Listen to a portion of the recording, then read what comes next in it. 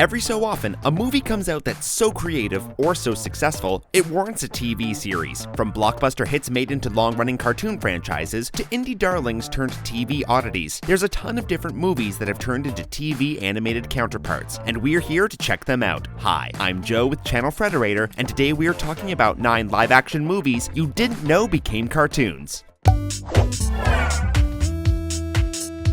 Number 1. Black Dynamite. In 2009, Black Dynamite debuted on the film festival circuit, taking tropes from old blaxploitation genre films and updating them with a modern comic sensibility. While the film did well with audiences and was quickly regarded as a cult classic by those who saw it, it never received a wide release, so it remained in relative obscurity for a couple of years. That is, until a cartoon version of the show was made for Adult Swim in 2011. Boondocks producer Carl Jones led the project and brought back all of the film's lead actors to reprise their roles, featuring actor Michael Jai White as the title character, Black Dynamite. The TV show doubled down on obscene jokes and pop culture references. Lots of pop culture references. After all, the main villain of the movie and show is President Richard Nixon. The pilot was shown in 2011, the full series premiered on Adult Swim later in 2012, and the show ended 3 years later in 2015 after 2 great seasons. Number 2. Godzilla the Series. As you're probably aware, the very first Godzilla movie, released in Japan in 1954, spawned a movement that includes countless direct sequels, spin-off films, and other kaiju or giant monster movies inspired by the original film. In 1992, Sony bought the rights to Godzilla and decided to adapt it for American audiences. This effort began with the 1998 Godzilla movie, which ultimately suffered from too much hype. The film did well at the box office, but poorly with critics, leading the screenwriter, Dean Devlin, to eventually apologize for the film years later, saying, "I know I screwed up my Godzilla." However, an animated series was also developed alongside the film, and this one did well. It debuted just 4 months after the film was released, and picked up directly after the final scene of the movie. The show was a hit, thanks in part to the large amount of kids who saw the movie in theaters,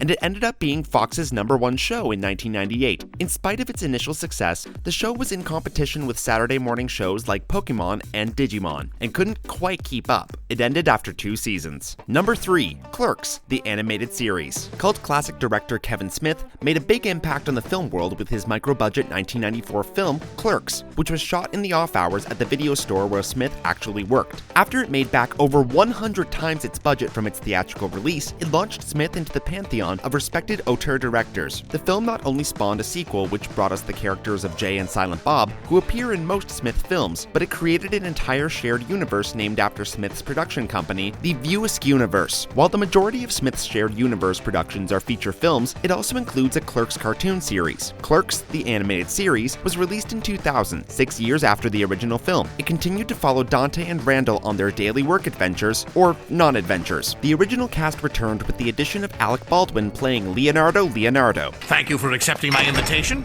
What do you think of my desk? But according to the commentary, Alec Baldwin doesn't remember being in the show. Unfortunately for passionate Kevin Smith fans, the show was cancelled 2 episodes into its 6-episode run. The show's very vulgar humor was not a hit with critics or advertisers, some of whom pulled ads over the show's content. Fans were only able to see the final 4 episodes once the entire 6-episode series was released on DVD. Number 4. The Mask, the animated series. 1994 was the year of Jim Carrey, with The Mask being one of 3 classic Jim Carrey movies released that year. The film about a milquetoast banker who becomes a suave cartoon trickster after putting on an ancient mask was essentially a Hollywoodified version of an 80s Dark Horse comic book series. In 1995, The Mask was animated for a TV series that retained the look of the film rather than the grittier look of the comics, continuing the story of the successful film character. The TV show Mask is something of a superhero, fighting crime alongside his girlfriend Peggy, who appeared in the film but not as his love interest, and his dog Milo, who's capable of wearing the mask too, and becoming a pretty cool looking crime-fighting dog companion. Couldn't we all use one of those? The show was a hit and lasted for 3 seasons, and even spawned its own new standalone comic book series. And let's not forget to mention that later that year, Ace Ventura joined the Mask in the amazing world of Jim Carrey-esque cartoons. Number 5.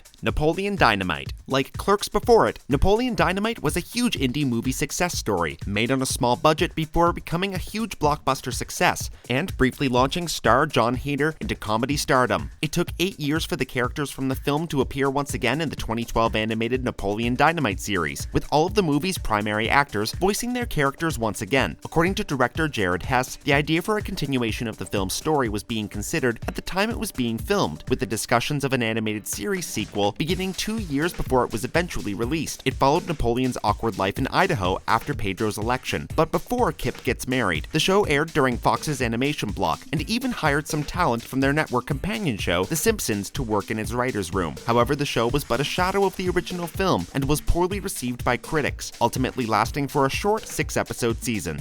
Number 6. The Real Ghostbusters. In the world of cartoons based on movies, The Real Ghostbusters quite possibly reigns king. The show lasted for over 100 episodes, had an Emmy-nominated standalone special, and even took on an hour-long format for a period of time. It's hard to imagine many cartoons being able to carry an hour-long time slot, especially one expected to live up to the legacy of the critically acclaimed film that inspired it. So it's a testament to the show's quality that it was able to do just that. The show premiered in 1986, 2 years after the film's release and years before the film's sequel. It followed the same plotline of the team fighting and capturing rogue ghosts around New York. Although the movie's all-star cast didn't return to the show, the series' voice actors like Arsenio Hall and Full House's Dave Coulier ensured that while the cartoon show was different, it was in no way a lesser creation. One of the biggest differences between the films and the show is Slimer. While he's pretty much just a momentary antagonist in the original film, he's a friend and foil to the Ghostbusters in the TV series, and the inspiration for the beverage High C Ecto Cooler. Not only was this show good, but it spawned probably the coolest drink of many of our childhoods. Impressive. Number 7.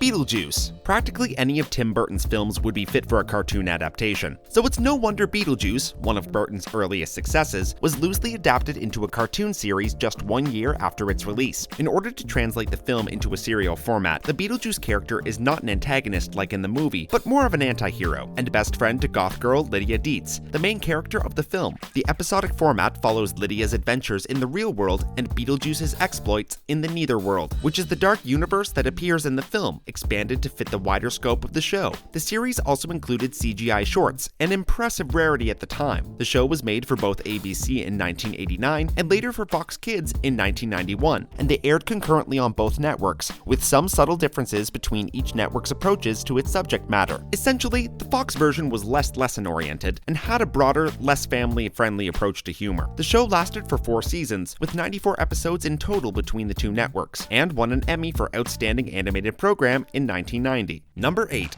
Robocop. Paul Verhoeven's bloody, R-rated Robocop movie hardly seems like a natural source for a kids show, but that didn't stop Marvel Productions from creating an animated Robocop series just 1 year after the film was released. In order to develop a kid-friendly sensibility, the show removed traditional guns and replaced them with laser weapons, and upped the sci-fi elements. That way, it involved more robots and less actual human beings. And of course, they took out all of the blood and gore because duh, it's a kids show. Though the show was aimed at children, that didn't stop the writers from tackling heavy issues like work prejudice, or in one episode, Middle Eastern politics, for some reason. Being an agreement of peaceful conduct between the nations of Armenia and Zokistan this day, yes. The show only lasted for a brief 12 episodes, but the characters would return to TV in later incarnations, both animated and live action, and both of which met the same, brief, 1-season-long fate. Number 9. Men in Black. Unfortunately, the Will Smith rap song did not return when Men in Black was made into a TV show, nor did Will Smith, but that didn't stop Men in Black the series from being a success, airing for 4 seasons in total. The original film ended up topping the box office charts for the summer of 1997, and later that year, WB premiered the cartoon series that picked up where the movie ended, with a few changes on continuity to make for a more compelling show. In the film, movie spoiler alert, Agent K, played by Tommy Lee Jones, is neuralized at the end, erasing all of his memories of alien life on Earth. This is undone for the show, for the obvious reason that in order to fight aliens from episode to episode, you need to know that they exist. Agent J, played by Will Smith in the film, is still more of a rookie agent in the TV show as opposed to his competency as a crime fighter by the end of the film. But all these tweaks paid off. The show won an Emmy in 2002. It was for sound editing, but it's an Emmy-winning show nonetheless. Once again, I'm Joe, and thanks for watching 9 live-action movies you didn't know became cartoons. Which of these shows do you wish got another season? What cartoons based on movies did we leave out? Let us know in the comments below. And don't forget to click the bell to become part of the notification squad. Make sure to check out our other videos and subscribe to Channel Frederator, your cartoon central on the internet.